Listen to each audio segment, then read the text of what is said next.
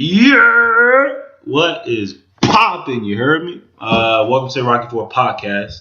Back and bigger, better than ever. Sorry for the delay, ladies and gentlemen. We are back in Sunshine, FIU. You feel me? We are with the Young Stallion, aka Christoph, in the building. It's been a long while, but we back. It's been a long time. I should have left you without a dope pod to step two. Well, ladies and gentlemen, first and foremost, we got to adjust the elephant in the room. Okay. Baseball season is back. Bigger, better than ever. Fuck yeah. And the last 12 games has been very stressful for me for the New York Yankees. We're currently 5-7 right now. We just got swept by the Houston Astros. Sorry. No love. No love for Houston. No respect for them. H-Town is a great city. Now, hats off to the Houston offense because they came back strong. The first couple of games the Yankees played this season, we played against the Orioles and we played against the Detroit Tigers, and they went 4-2 or 2-4 against them. I didn't like the fact that those games were televised. All the Yankee games? The Yankees playing the Orioles. I mean, do we really need it was open day. What do you mean? I mean, you could have put somebody else up there. It's the Orioles. It's the Yankees, though. It's the Yankees. I hear this every single day when I'm home, man. It's the Yankees. Orioles. It's the Yankees. Anyway, tonight the Yankees play the White Sox, and we just have word that Gary Sanchez is on the DL. Another injury for the Yankees. This makes it 8 now. Who's going to be the backstop? They're bringing up, I believe, Kyle Huasca. I think I'm saying his name right. Wow. Now you have Stanton on the DL. You have Sanchez on the DL. Mm-hmm. You have Severino, who's not going to return to probably August. You have Sabathia, who's coming back in a couple of weeks. You have I think he might be pitching this weekend. And Duhar, who's hurt too. So the Yankees we have a lot of injuries right now, and we can't play. The next man steps up. We got to play that, but at the same time, they are 5-7 right now, and they're looking, questionable. People want to blame Aaron Boone. People want to blame the hitting. People want to blame the pitching. But at the same time, these guys still have. It's early in the season. It's early, yeah. We have to come together. We're doing fine right now. I'd rather these injuries happen now than later. Definitely. Now, my question to you, Chris, is within these first, couple of weeks of baseball, how do you think the Yankees stack up against the rest of the league? Well, stacking up against the rest of the league, right now I feel like it's just the injury. So you can't really, when they're fully healthy, we know what type of team they are. And I think with possibly bringing Gio Gonzalez up before April 20th, that'd be a nice little addition to the rotation. A veteran guy, somebody that could give you, a couple good quality starts, maybe give up a lot of runs here and there, but comparing them against the rest of the league, I feel like they're near the top. They're in the top 10, like top 5 teams in the league when fully healthy. Right now, the Yankees are second in the division because everyone else is doing terrible. Yeah. The Tampa Bay Rays are surprisingly 10-3, and no one's talking about them. No one. Ladies and gentlemen, they're 10-3. 10 wins to 3 losses. Mm-hmm. Jesus Christ. Well, a lot of people are slumping right now. Look at the Rockies. Their offense is non-existent, bro. Arenado hasn't even had a homer yet. Charlie Blackmon, no homer yet. Story is doing. Come on, Story has like 4. Like, come on, who else on that team? And Danny Murphy's hurt. Just teams like that are just slumping. So I feel like it's going to turn. Like the landscape of the league. This happens everywhere. The beginning of the season, there's always a team that's doing better than you expected. Or midway through the season. Yeah, and then they just fall out. You look at the Red Sox. The Red Sox are 4-9 right now, which I'm very excited about. See, that's have you seen the Red Sox starting pitching, which is supposed to be the strength of that team? Terrible. Jesus. Terrible. Take the wheel. Do you realize, David Price. Ladies and gentlemen, the Red Sox starting pitching staff right now, Rick Porcello. All 5 of them. Terrible. All 5 of them have given up more than 10. Their ERA is over 10. And this is just the beginning of baseball, which is everyone needs to relax about. But the Red Sox are not starting off well as they should. Maybe it's the World Series hangover or whatever. I honestly haven't heard Mookie Betts' name on like ESPN or anything once this season. Mookie is there. I heard Mike Trout. But you got to think about the offense for both the Yankees, Red Sox, all these other teams it's not their offense that's struggling. Because you look at Gary Sanchez is having a really good start. Gleyber is having a good start, even though it's against the Orioles. Judge is having a Frazier, please. Yeah. Yankees, if you guys are hearing me out here right now, please. That's supposed to be him and Judge were supposed to come up together. And leave Clint Frazier up on the roster, please. Yeah. Get rid of old-ass Brett Gardner, for the love of God. Please, I'm sick of this man swinging that air. Every time he swings, bro, I cringe. Him and Greg Bird. I'll give you a point example. A couple nights ago, the Yankees were playing the Houston Astros, and we were down, I believe, by 1 run. Greg Bird comes up to the plate. We have 2 outs, bottom of the 7th inning. It's a 1-2 count. I already knew what was going to happen. Once I seen Greg Bird on dead circle, I already knew the inning's over. Every time this man comes up, ladies and gentlemen, I have zero faith. I have more faith in this bird that's flying out the window than Greg Bird swinging damn bat. I cannot stand him. Please, for the love of God, trade him.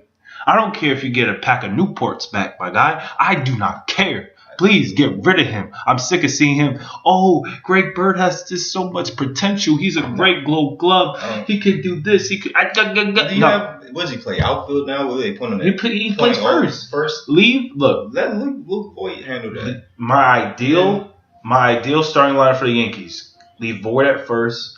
You got Torres. You got Didi. You have Andujar when he's healthy. You have Judge. You have Hicks, and you have Frazier. And then you have Sanchez coming. DH is going to be Stanton, of course. Now, then you have the question where you have Tulowitzki, who's, could hit. You have he's on the DL. DJ Ameju, who's also having a really good start to the season. He's a good utility guy who I think he should start every day, too. Yeah. But these injuries are piling up heavy. I hope Andujar doesn't have that surgery. I don't. As a Yankee fan, man, it's getting scary right now because I understand it's the beginning of the season, but every game is critical. Definitely. Watching these games you want to win a World Series, and we need to relax on Aaron Boone. He's doing okay. Yeah, it's a long season. It's a long season. He's trying to rest these guys. I don't know why you're resting them, but he's resting these guys, trying to get them healthy. God knows how long. They want to do the analytics drive. But right now, looking at the whole landscape of the national of baseball, the Mets are leading the NL East right now. The Mets are having a really good start. Yeah, look at their offense. Pete Alonso, what? Robinson Cano. You have Wilson Ramos, who they just signed from the Rays in the offseason. Amed Rosario. They have a team, and DeGrom is playing out of his mind. Yeah. Now, Mets, I hope they keep up this, streak they're on. You got Atlanta's doing pretty well. The Phillies are doing okay. I think the Nationals. 7-4 isn't bad. Huh? 7-4 isn't bad. Phillies are gonna. I think they're gonna win that division. I think it's the Phillies or the Braves. They're gonna figure something out. I feel like the Nationals don't have enough hitting, in my opinion. Yeah. Nationals. And then Trey Turner went down, so. Exactly. They don't have Soto. You got Soto and Zimmerman. Soto's ridiculous. Dozier is ass, really. He just hits for I don't even know what he hits for, bro. He can't even hit 200. Exactly. But I'm gonna give you a quick shout out to Seattle Mariners, who are 13-2 on the season right now, who's killing it. And the only reason I bring this up is because last year on this podcast we had Christoph. This man's favorite team was the Mariners, and he hopped off that bandwagon quick. They play with my head. They played with my head. And now I'm on the worst team in baseball. Now he likes, ladies and gentlemen, get this straight. He likes the White Sox. It's a historic franchise. Give me a break. White Sox are terrible, man. But I like potential. I like young players. We're a bunch of them. And there's just not a bunch of old guys, but there's not really anything there for me. Look at Jay Bruce, how he's doing. He's hitting some homers. He's an old head, though. Tim Beckham. He came from the Mets. Tim Beckham is 30. And he came from what? The Orioles. Yeah. That team, I'm telling you. Number 1 overall pick, man. They got some pieces over there. Late bloomer. You still got Felix Hernandez, who's in. You got the Japanese dude or wherever he's from. Was it Gucci or some shit? Well, ladies and gentlemen, we just hoping for the Yankees to have a better next couple of weeks and hopefully get this winning streak going on. Because my final point is you can't win. If you want to be a championship team, you got to win on the road. You want to have a 500 record on the road. Yeah, they're 500 on the road right now. But your home winning streak has to be a lot better. Yeah. You have to have 600 plus. Right. Which basically what I mean is you have to have a very good, really good record at home than you do on the road. Yeah. So you want to have more wins than you have losses. Yeah. But right now they're 2-4 at home, which is ridiculous right now. But they're going to come back and hopefully everything works out. And welcome back to the pod. Now, ladies and gentlemen, we're going to enter the association. And the NBA playoff starts tomorrow. And we have a hand slate of games tomorrow. You have to start off with Brooklyn at Philly. Then you got Orlando at Toronto. You have the Clippers at Golden State. And the Spurs versus Denver to finish it off. Now, ladies and gentlemen, when I tell you this, the playoffs are so dynamic. There's so many great, playoff series that are there. Yeah. I think you got OKC, Portland. I think it's going to be a sleeper series. I think that goes 6. You have in the East, it's really wide open. You have Philly, Brooklyn, Toronto, Orlando, Boston, Indiana, Milwaukee, and Detroit. The first round of the playoffs is going to go by fairly easy. The second round, that's when it gets interesting. Yeah, exactly. Because in the second round, if Golden State wins, they play Houston. Now, if OKC wins, they probably play Denver, which is a good matchup. But I want to start off by saying, which series are you looking for in the first round that's really intriguing to you, Christoph? Just looking at both sides. Intriguing? I'm going to say Philly, Brooklyn. Oh, I was about to say the same shit. I was about to say the same shit. Because I fuck with D-Lo, man. D'Angelo Russell, Bron. Oh, my God. That's my guy. I want to see if this team, they have a lot of young pieces, like a lot of nice wings. I want to see if him, Jared Allen, Karis LeVert, Joe Harris, I want to see if they can really go up against Philly. I don't think. And beat them at home and at least get a game away. He said, at least get one of them. He's like, at least get an away game.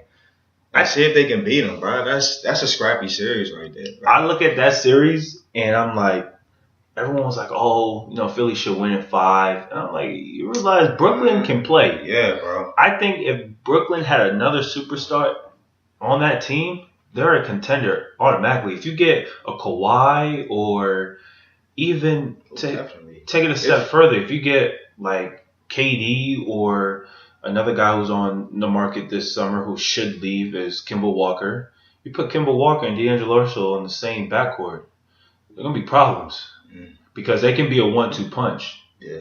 They have kind of they kind of already have that in Dinwiddie and in Russell, and they locked Dinwiddie up.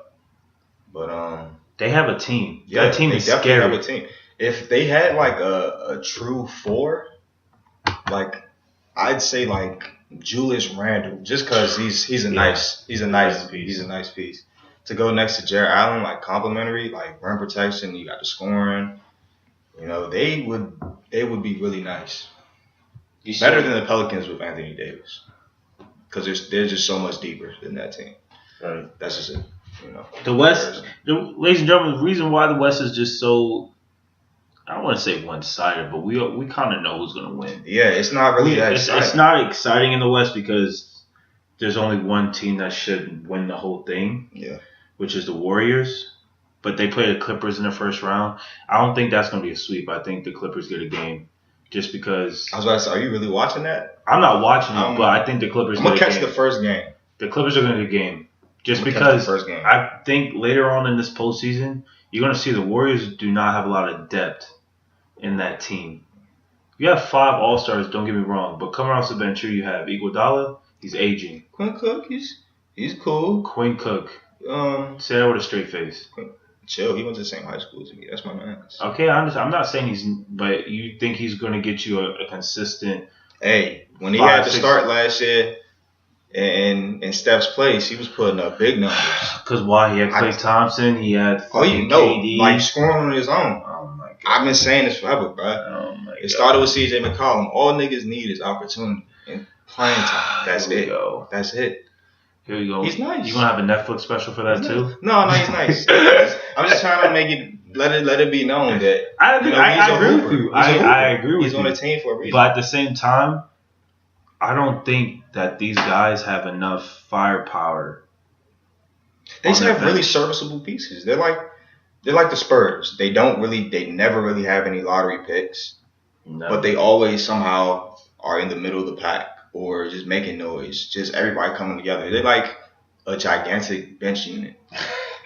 They're all one big bench unit, minus LaMarcus and DeMar. That's it. So since the playoffs do start tomorrow, who do you have going to the finals? Wow. Take it all the way now. All the way. Woo. Okay, I'll just say this. ECFs, I'm going... The Eastern Conference Finals, ladies and gentlemen. Just letting you know. ECFs, I'm going Milwaukee... And Milwaukee and Toronto. So the 1 and 2 seeds, that's pretty basic. I tell you. If the Raptors don't make it, obviously Philly. And then Western Conference Finals, Golden State and OKC. Okay. So finals, Warriors, Bucks. That's both number 1 seeds, and then Golden State with the W. See, ladies and gentlemen. It's all simple than it looks, man. On the Rocky Ford podcast, me and Chris, we tend to have, some disagreements sometimes. It's only natural. I'm going with the complete upset. Oh, boy. Even though as much as I cannot stand Chris Paul as a human being, I think he cries so much and so like a child. Yeah, I can't stand him. I'm going with a complete upset. I got the Rockets going against 76ers, man. What? Rockets 76ers finals. That is insane. Rockets 76ers. Come on. Did you smoke some crack? Look, 76ers, you got Ben Simmons. You got Jimmy Butler. Tobias Harris is a bucket. You got, who's their 4? Tobias Harris is their 4. Who's their 3? Jimmy. And then you have J.J. Redick. Oh, J.J. Redick. I'm sorry, at the shooting guard position. Then you have Joel Embiid, who's an all-NBA player, might win Defensive Player of the Year, but he's been hurt a lot. That team is loaded. Big ups to Embiid. But the Rockets always play up to the Warriors, always. And the Rockets have a lot of nice pieces on that team.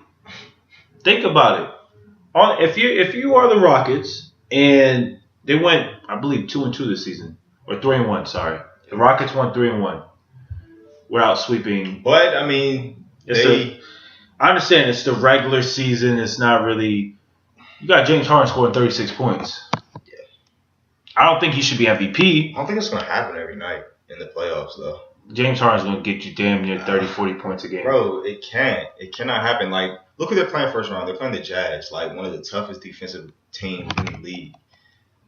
I think they're going to give them problems, bro. They played them last year. Rockets might, yeah, exactly. Rockets might lose in the first round. God, here we go. Yeah. Here we go, ladies and gentlemen. It's just like all their pieces just cancel out. Like Gobert on Capella.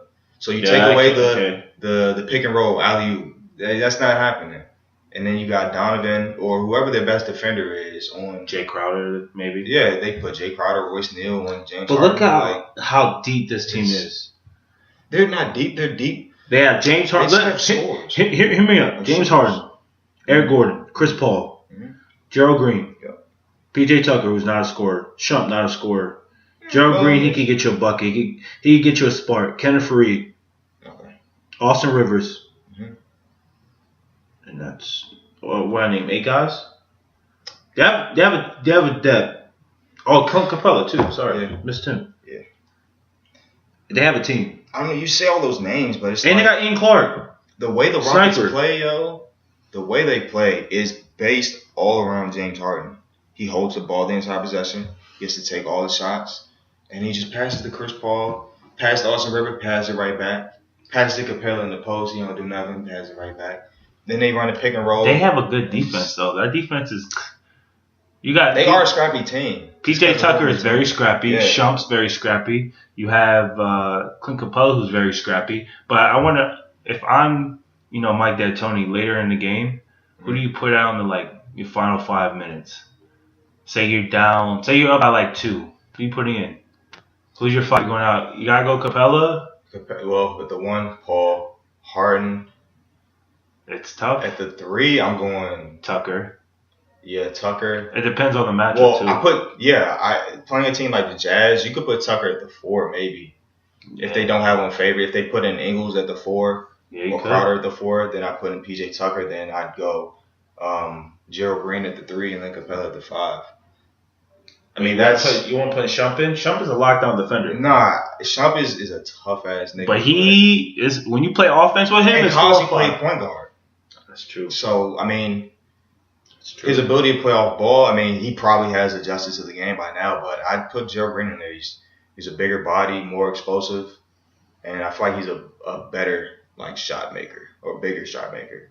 I just think the NBA it's in good hands. Yeah. Transitioning to this summer, when free agency happens, I think the NBA is really going to change because I think KD's going to leave wherever he goes. Who knows? I want to see him in New York. I do. I want to, bro. But at the same time, I look at Zion because if the Knicks draft number 1 and they get Zion Williams, I think him and KD, they need another piece though. Kyrie.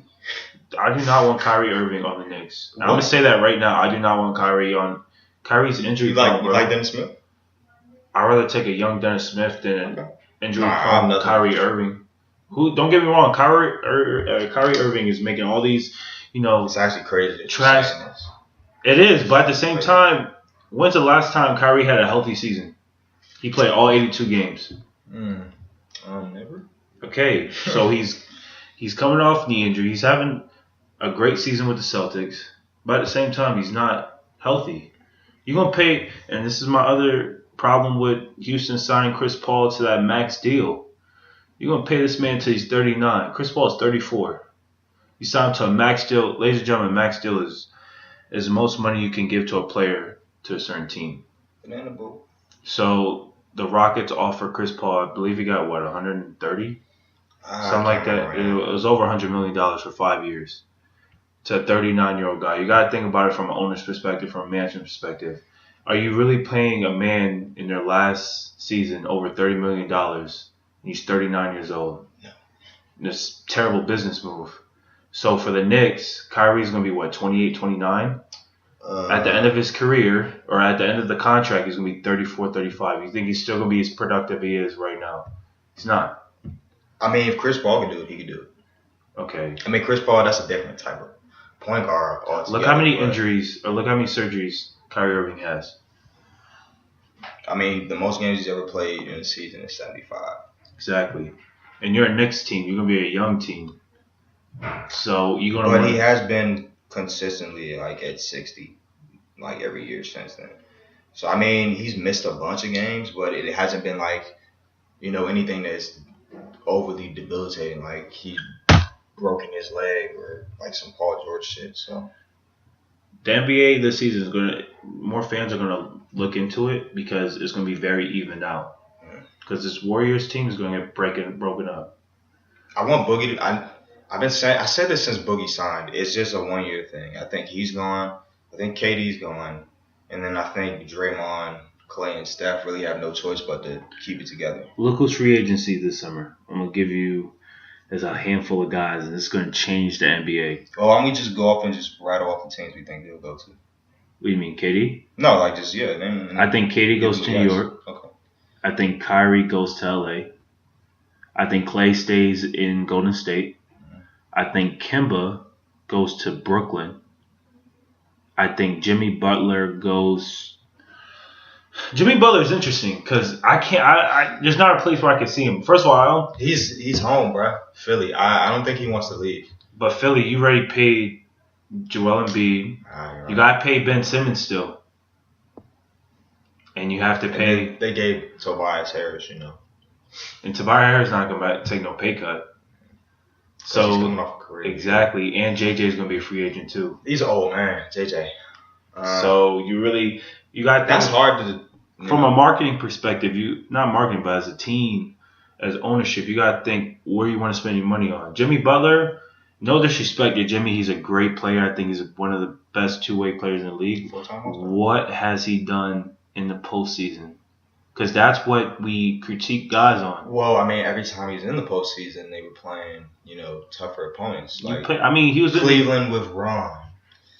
Come on, you're not going to get past that. At the same time, you gotta. He was with the Timberwolves. He barely made them to the playoffs. He got to the playoffs one time with them. That's not his fault. It's not his fault. Look at Andrew Wiggins, and then Karl-Anthony Towns was and probably still is the worst defensive big man. And this is for a topic for a different day. But you think Andrew Wiggins is a bust? Shit. Yes, because he's not living up to his potential. If you sit down and watch, I remember watching his high school mixtapes in like my HTML class in high school, and I would sit there and I would be scared for my life because I was like, this nigga is insane. His vertical's ridiculous. Him, Zion, Braun, those are the most hyped guys coming out of high school. You gotta remember, his head was getting above the ground. Andrew Wiggins was getting so much hype. Yes, everyone was second coming to Braun.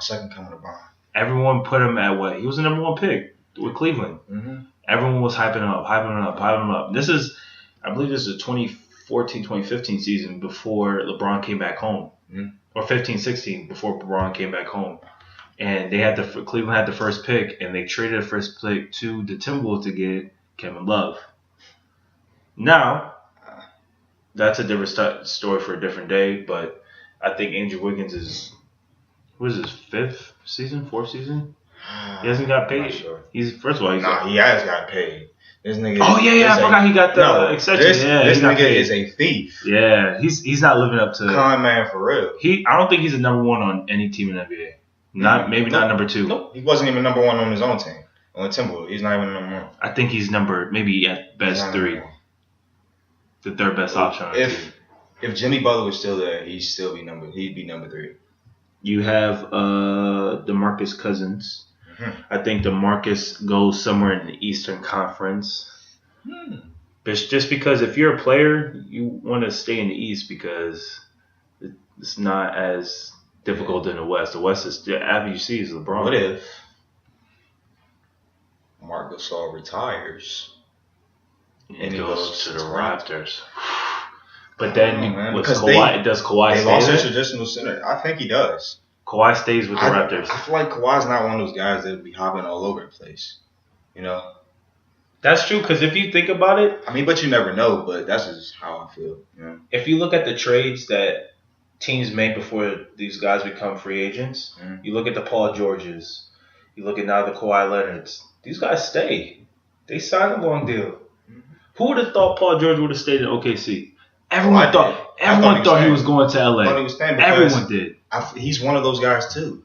He didn't demand to be traded from Indiana. They traded this nigga. I'm sure he didn't want that.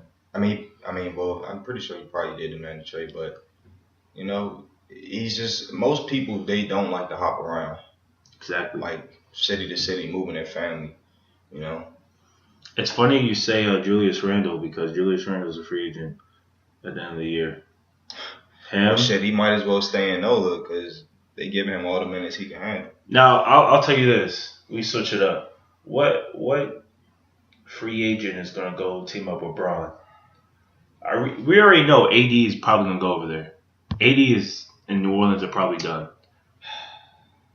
It's kind of sad, man. But who? I think Jimmy would be great over there. He's a third option on the team. Jimmy Butler's a third option on a good team. And that's no disrespect, but you put Jimmy with LeBron and AD. Well, that's just by default, man, because those are two. Okay, I even take it a step further. 2 generations time. You put Kimba on that team. Kimba is a superstar. Yeah, only because Kimba's a superstar. Fuck. Okay, you're right. Because Charlotte, only because he's all-star level, but it's something about those players that you named that just puts them over the top. The scoring ability, whatever it may be. You know, he's smaller, but he's better in a way. Kemba, if the Charlotte Hornets do not resign Kemba Walker, they will be the laughing stock. They will be the new Phoenix Suns. Yeah, because who else do they have? A bunch of young guys. Miles Bridges, he's having a good rookie year. They're gonna, because you look at the bottom half of the NBA who's not making the playoffs. Atlanta's gonna be a lot better next year. If Kemba Walker leaves Charlotte, Atlanta will be a better team than Charlotte. No, off rip. Yeah. Because Atlanta's gonna get.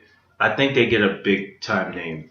I could definitely see. If I was somebody like DeMarcus Cousins, I wouldn't mind going to Atlanta. But you gotta think about it. I got my ring now. I could get back to being Boogie, like the nigga that was dominant before he. You got a bunch of young guys though. You got Trae Young, who's all. You got a young dude. You want to be on a veteran team. I could definitely see DeMarcus Cousins with the Spurs. I could definitely see that. Yeah, I could see that, but that'd be boring, Boogie. Like I feel like he'd be like fundamentals. Pop would have to fundamentals. Like Pop don't play that getting technicals all the time. Shit, you know, bang, wow. Because Tim Duncan was never like that. Tony Parker was never like that. Manu Ginobili was never like that. Bruce Bowen, David Robinson, like come on, all stand-up guys. Pop probably got teed up the most out of all of them. So where do you think Kyrie's going?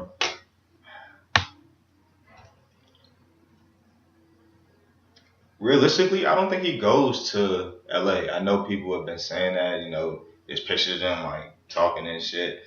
But I don't think that happens, bro. I feel like Lonzo, that's him. That's all him. Like the young guys. Now that Magic is gone, bro. Nah, bro. They not. I feel like they're not gonna pull in nobody but Anthony Davis, which probably will happen just because Rich Paul and that connection right there. But if you're the Pelicans, you're gonna have to ask for a ransom. They tried to do that during the season. Well, is he? He's unrestricted after this season, right? He has 1 year left. 1 year left? Yeah. So you're gonna have to. They're gonna give up. If you're, I'm gonna ask you. You're the Pelicans, and I'm the Lakers, and I'm offering you Lonzo, Kuzma.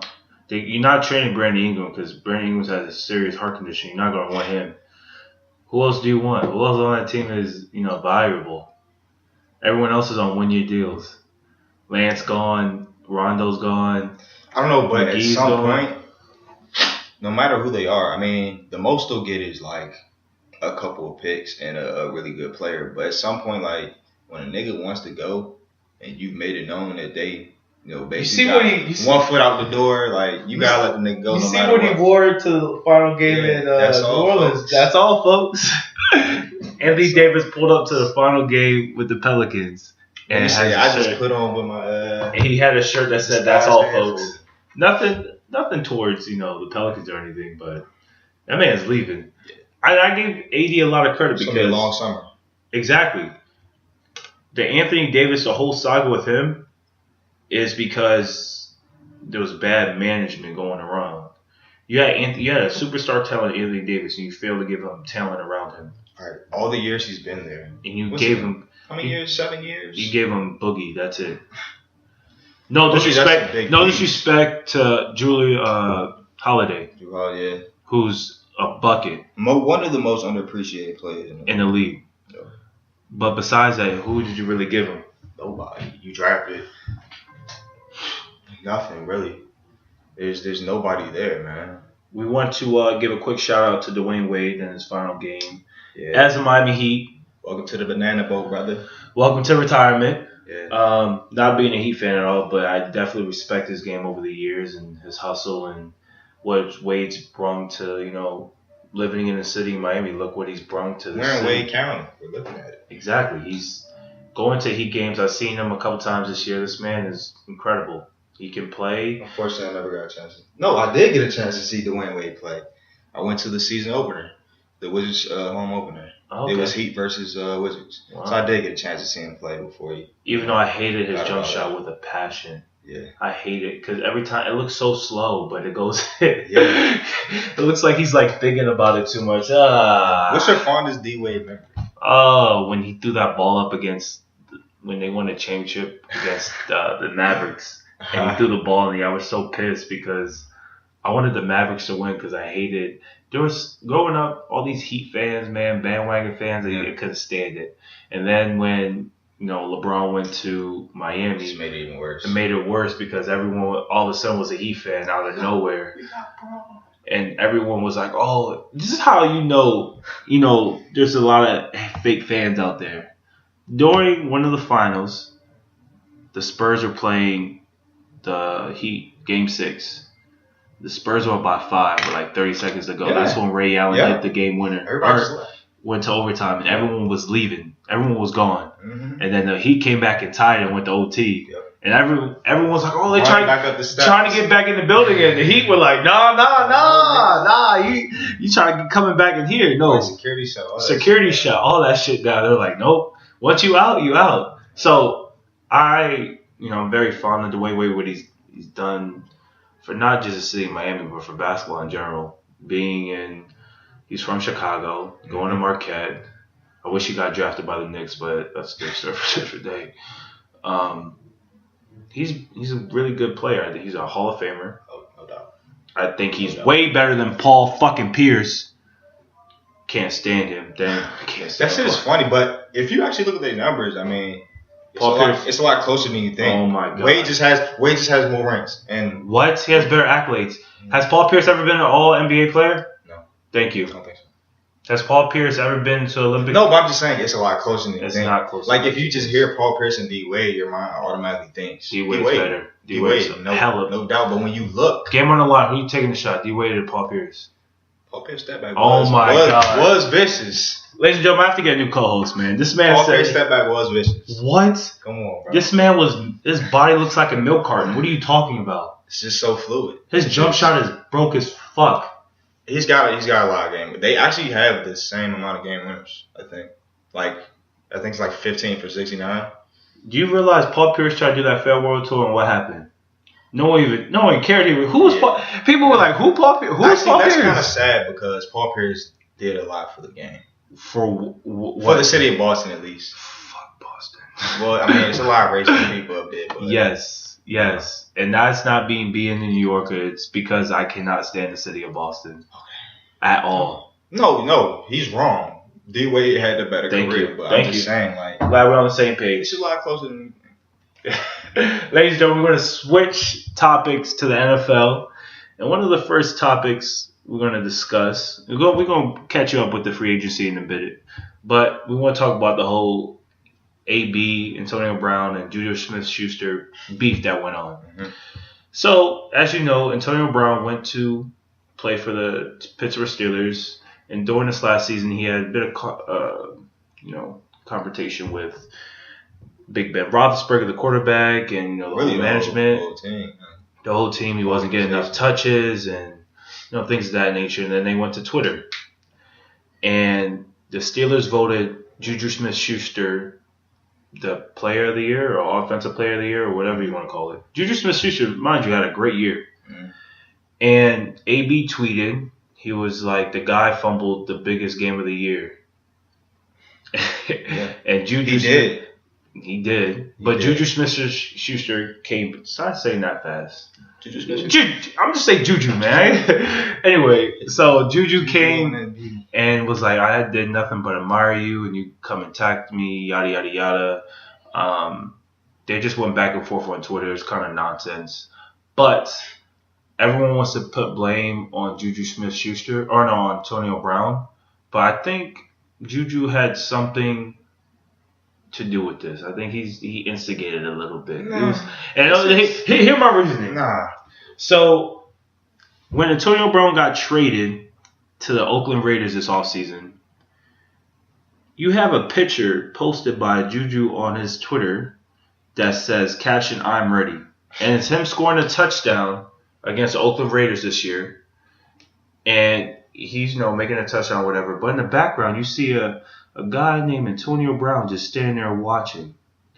And then a few days later, you got Juju praising Big Ben, which is okay. He's his guy, blah, blah, blah. Mm-hmm.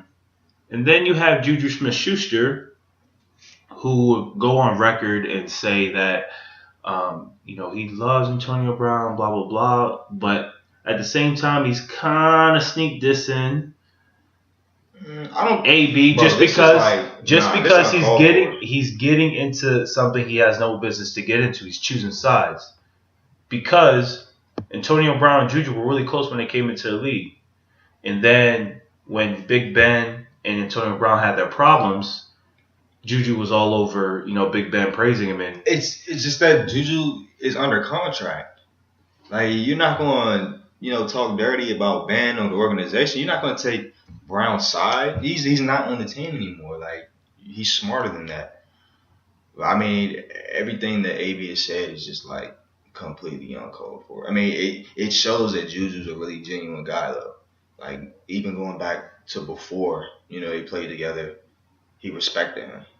Right. So, I mean, you can't say much about Juju or what he's done or not done. And I'm not saying Juju's in favor of, I'm not saying Juju's a bad guy. I'm not saying that at all. I'm just saying he's just stuck his nose where he's not supposed to choose sides in that situation. Exactly. He hasn't. And that's why I feel like Antonio Brown He took it like he did. He took it like he chose a side of... Because if you pull the picture he posted, you know how many pictures they take in the NFL when people score touchdowns? Mm-hmm. Why did you choose that one? AB's in the back, like, watching, because if you see the photo, you see... Remember when we made the toe tap against Oakland? Yeah. You see Antonio Brown in the background like this. Like, standing with his arms up, like, okay. Because he was open. Uh-huh. And you just see... That's just the type of player he is, man. Like, he could say that he just wants the team to win, but it don't look like that. Why would you tweet, I'm ready, the day after he gets traded? Because that's the truth. Like, I'm ready to step up to the plate. I'm ready to But why do you need to post that to everybody? Why you gotta let the world know that, hey, guys, I'm ready, man. He got traded, man. He's gone. It could have been just, reassuring the Pittsburgh fans. Like, I'm here. This man... I'm ready. Pittsburgh fans I'm number one. They're so, what's the word I'm looking for? I wouldn't say full of themselves, but they've been spoiled. Exactly. That's what I'm spoiled. Like, you had Antonio Brown, you had Emmanuel Sanders, Mike Wallace when he was tough, Jerome Bettis, Trevor Malu, Pascal Burst. The list goes on. Lynn Swan, like, all the great ass people that we look up to playing NFL streets. And look, if people want to downgrade, like, Le'Veon wasn't a great talent either. Whoa. No, I'm saying the Pittsburgh. If you talk to Pittsburgh Steelers fans, they hate Le'Veon. Well, that's because he didn't play. And they're like, oh, we have James Conner. He's tough, too. Yeah, he is tough, but he's not better. He's not Le'Veon. He's not Le'Veon. And Steelers fans, just to let you know that you didn't need Le'Veon this season, you guys didn't make the playoffs. And the one season he did not play, you guys missed the playoffs. So did you peep how cordial, James Conner and Le'Veon were? Oh, yeah, I've seen it. And that was nice to see. I like that mutual respect between them. Yeah, exactly. Because it's not like there's no hatred, so much hate in the world. But we're going to get you guys caught up back on, the NFL free agency frenzy, where my Jets picked up some good pieces during the offseason. We got Le'Veon Bell. We signed him to a 4-year deal, you heard. Not too shabby. We got C.J. Mosley, who's one of the best inside linebackers in the game, to go with Jamal Adams. We just signed T.Y. Montgomery. We got Tremaine Johnson as well. The Jets, we got some pieces now. We got Crowder. Yeah, Jamison Crowder. Jamison Crowder from the Redskins. The Jets are gonna make some noise this year, man. I think they're gonna go 9-7. Missing the playoffs, which wasn't I correct in my prediction last year? You said what, 5-11? Yeah, you guys went 4-12. Yeah, I said 5-11. So I was being too generous last year. We're gonna be. It's crazy how I was almost spot on. It's crazy. But some of those games were one possession games. You can't blame them. Y'all can't close out. The only thing I would say about the Jets that I'm afraid of is Adam Gase, because that man just looks like he's on some type of medication every time I see him. I don't know what's wrong with his eyes. Yeah, his eyes scares the shit out of me. But I think the Jets are going to be a really good team. You have a lot of pieces that moved around. You had Odell Beckham, who got traded to the Browns. That's insane. The teammates back together. Jarvis and Odell's back together. The Giants and the Browns made a trade. Odell Beckham Jr. and I believe they got a pick. Some picks, man. This is a bunch of picks. And then the Browns got OBJ, and the Giants got the first. They got the first round, they got the third round, and they got Julius Peppers. Yeah, Jabril. Not Julius. The safety from Michigan. Yeah. Now, who knows what the Giants are doing right now? Just because that whole ownership is out the window. You don't know what you're doing with Eli. There are reports saying they're not taking a quarterback with the 6th pick, which the Giants' mess is just crazy. I don't know what the hell they're doing. If they don't pick a quarterback at 6, the whole management should be fired. They're at 6. Now, if they find some way to trade up or get all these other teams to not take Kyler, which I think will happen at number 1 with the Cards, that's their guy. If they have Kyler, then they got Saquon, Sterling Shepard. They just signed. You don't have OBJ. That's unfortunate. But then you did replace Landon Collins with Jabril Peppers, who's a younger guy. Who's a younger guy. The kid can play. Hella potential. He can do it all: punt return, kick return. I would say if I was the Giants, I would. They could be alright in the long run. I would either do one or two things: take the 6th pick and the 17th pick you have this year, and trade to get the 2nd pick. That's what I was. Or I would get guys who are the best available whenever they come my way, and then tank and try to get Tua. Okay. Because if you like Tua more than Dwayne Haskins, I would say I like Tua more than Dwayne. Tua is something serious, man, from Alabama. That guy is something serious. And it showed something, like his family being at the Heisman thing. Just listen to his family, like that's a guy that's going to. What's the kid from Oregon? What's his name? Herbert. Justin Herbert. I like Tua a lot, man, but you gotta realize a lot of teams are gonna suck this year too. The Dolphins are gonna be ass. They're trying to tank, man. They're like, yo, you see they gave away Ryan Tannehill to the Titans for nothing, man. They traded Ryan Tannehill. They're trying to take so bad. Didn't even give him a chance, for real. Like a second chance. But if you look around the whole landscape, NFL, most of the 32 teams have quarterbacks. There's only a handful of teams that don't have one. Yeah. Because if you look at Oakland, or at least their quarterback of the future. Oh, exactly. So if you look at the top 5, the Cardinals, I don't know why the hell would they take a quarterback when they have Josh Rosen. You just picked him last year. Yeah. Josh Rosen's a good guy. Yo, you could trade that number 1 pick for anything, or you could just take the best available guy. Like the Cardinals are in a really good spot. Yeah. Because if I'm calling the Giants, I'm like, give me your 6th and 17th, and give me a first round from next year, and you can have no 1 pick. Exactly. Like Kyler Murray. Like, but then again, you either want to take it this year, you want to get Kyler Murray or Tua, because you're investing a lot into the kid I was just talking about. Into Kyler Murray. Yeah. You're investing a lot into him. So that's 3 first rounders for just one guy. Or you could be in the same spot next year and have 2 guys that you got and develop on your team. But yo, that's so far away. That's a year from now. Exactly. It's a whole other year from now. You gotta do this. It's a long time, man. Giants, they gotta do something, man. You have to. It's a balancing act, right? Appeasing the fans, not being too bad. I mean, nobody wants to be the Browns. And then saving your own skin in the front office, like doing something, just appeasing the fan, winning a couple games, and then doing the best thing for the franchise behind the scenes. Because right now, the Giants are the worst team in that division. I think the Redskins are better than the Giants. Because the Cowboys and Eagles are better than the Redskins are better by default. They have better defense. Yeah, okay, it's the defense. Their offense, I mean, if the Giants still had OBJ, they surprised me last year losing all those games. I was really surprised. But how far do you think this Browns team can go with OBJ? That offense is scary. I think the division is there, bro. Oh no, I already knew that division was there because they almost won it last year. Son, this is insane. They're making the playoffs next year. Fuck, I should have been a Browns fan. This is what they was looking forward to. They have Baker Mayfield, Nick Chubb, Carlos Hyde, OBJ, Jarvis Landry. Oh, Kareem Hunt, my fault. Kareem Hunt. Yeah. Like, what? David Njoku. That defense, you got. The defense is cool. That defensive line is not bad. What did the Browns pick? Like 18th this year? You're gonna have a. I don't even know, but it doesn't matter. Oh no, they can't. They picked 17. They already gave it to the Giants. Yeah, right. They traded. That team's gonna be something. It's insane, but it also could be disaster too. Because if Baker Mayfield has a shitty season, they're gonna trade his ass.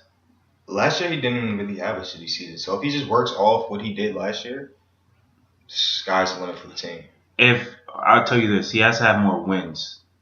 If he's having an okay season but they're winning, he's gonna be fine. Yeah. But if he's having an okay season and they're losing, they're gonna want to get him out quick. Because you have all that talent on that team. Yep. And you got Callaway on that team from the speedster from Florida. You got Higgins still on the team. Those guys can ball. Jalen Strong. He played for Houston Texans. Yep. Kid can play. I mean, that receiving core is... You can't even name a better receiving core than them two. What, the Vikings? Stephon Diggs and Thielen? Diggs is low-key overrated. Chill. Whoa. Low-key overrated. Calm down. He's not like a 5th-round pick. There's no way he's overrated. He's a 5th-round pick? I think so, yeah. What school did he go to? He was a third or fourth or fifth. I don't even. He went to Maryland. Yeah, a tad bit overrated. Just because you're going to compare them to OBJ and Landry? We're talking about the best tandems in the league. Okay, you have the Rams. The Rams. Brandon Cooks, Robert Woods, Cooper Kupp. What they were doing. Okay. Together. You said all three of them. All three of them together. Since we're talking. I forgot. I thought we were talking about. I forgot Brandon Cooks was on that team. Yeah. Who else? Atlanta, no. Jets, no. Hell no. You got the Vikings. You got a couple over there. I would say the Patriots. Do you think Gronk is going to stay retired? Hell yeah. You see how many injuries that nigga has? He was making it seem like he was going to come back. Oh, that man ain't coming back. He said F the NBA. He said F the NFL. He gonna do wrestling, man. This is crazy. The Saints, we got Michael Thomas and who's their second best receiver? Kamara, technically. Yeah, I'm about to say they second guy. Ted Ginn. Okay, you can't even say that shit with a straight face. Ted Ginn, he was cooking. Whoa. He was cooking before he got hurt. Right. And he came back, I think. Right. Whatever you say. But, ladies and gentlemen, it's coming to the end of the pod. We promise you we're going to come back better, bigger, and stronger next week. And we're going to be back on our, bullshit. Shout out to the Yankees. Shout out to Nipsey Hussle. Oh, man. For this podcast. I cannot believe it. Shout out to him and what he's done for everyone around him and trying to make this world a better, positive place. The world is a cruel place we live in, and he spread nothing but love and positivity. Shout outs to him. Shout outs to his family. We're losing good people every day, man. Left and right. It's completely unbelievable. But the marathon continues. That's what you said, marathon continues. Peace, love, and positivity, ladies and gentlemen.